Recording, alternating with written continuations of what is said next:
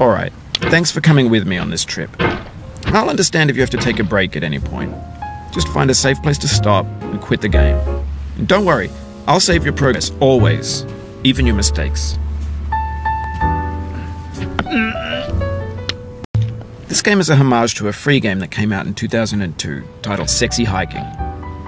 The author of that game was Jazuo, a mysterious Czech designer who was known at the time as the father of B games.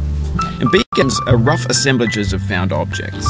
Designers slap them together very quickly and freely, and they're often too rough and unfriendly to gain much of a following.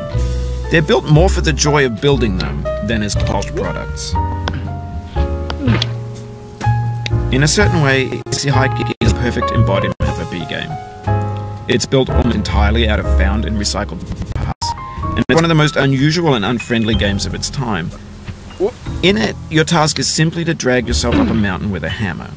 And that act of climbing, in the digital world or in real life, has certain essential properties that give the game its flavor. No amount of forward progress is guaranteed. Some cliffs are too sheer or too slippery, and the player is constantly, unremittingly in danger of falling and losing everything. Anyway, when you start Sexy Hiking, you're standing next to this dead tree that blocks the way to the entire rest of the game. It might take you an hour to get over that tree, and a lot of people never got past it. You prod and you poke at it, exploring the limits of your reach and your strength, trying to find a way up and over. And there's a sense of truth in that lack of compromise. Most obstacles in video game worlds are fake. You can be completely confident in your ability to get through them once you have the correct method or the correct equipment or just by spending enough time. In that sense, every pixelated obstacle in Sexy Hiking is real.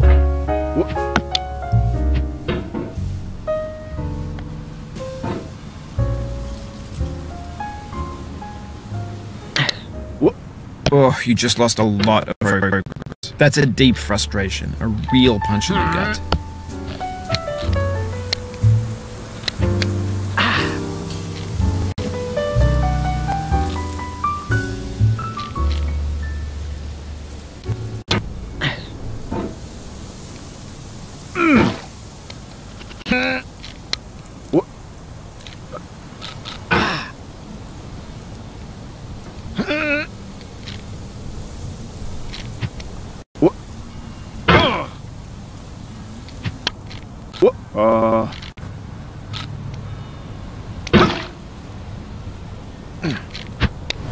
The obstacles in Sexy Hiking are unyielding, and that makes the game uniquely frustrating.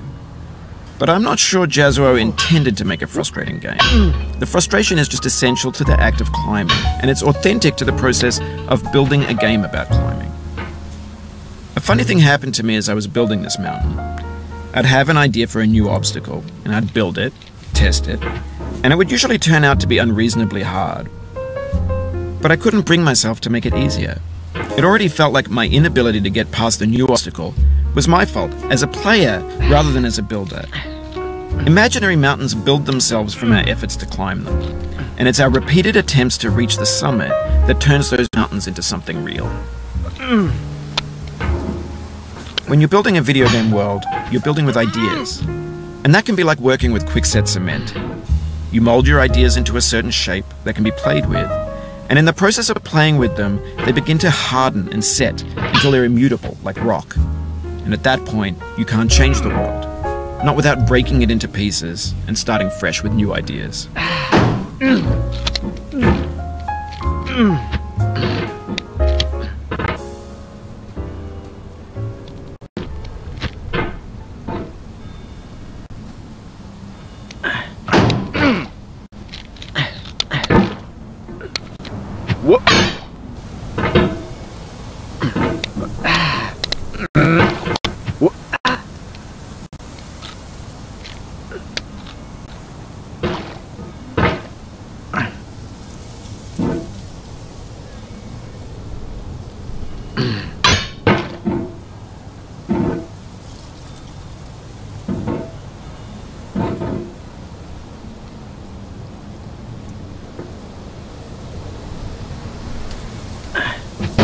Oof,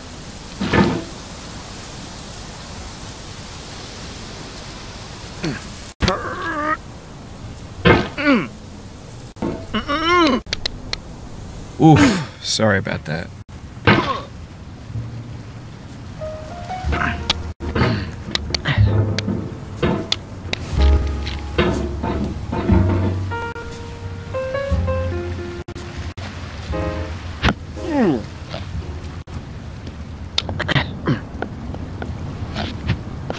Whoop. Whoop.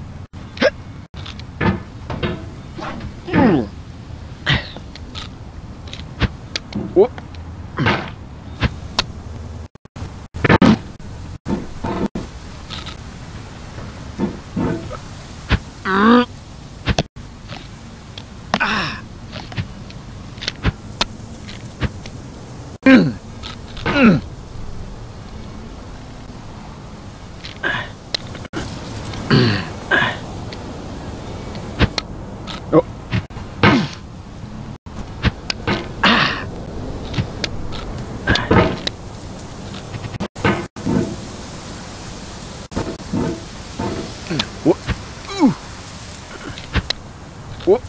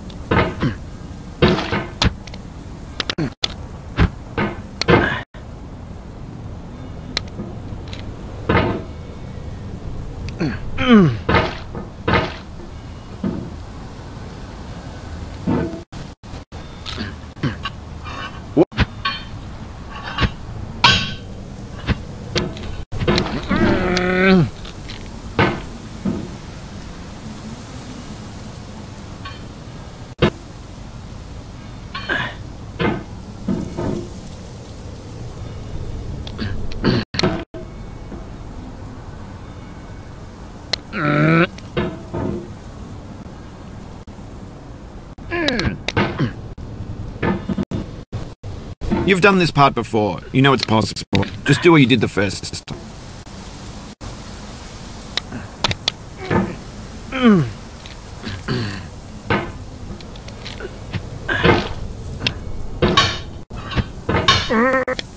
Oh, it happened again.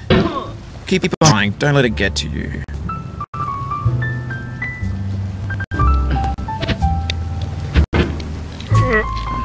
Mm-hmm.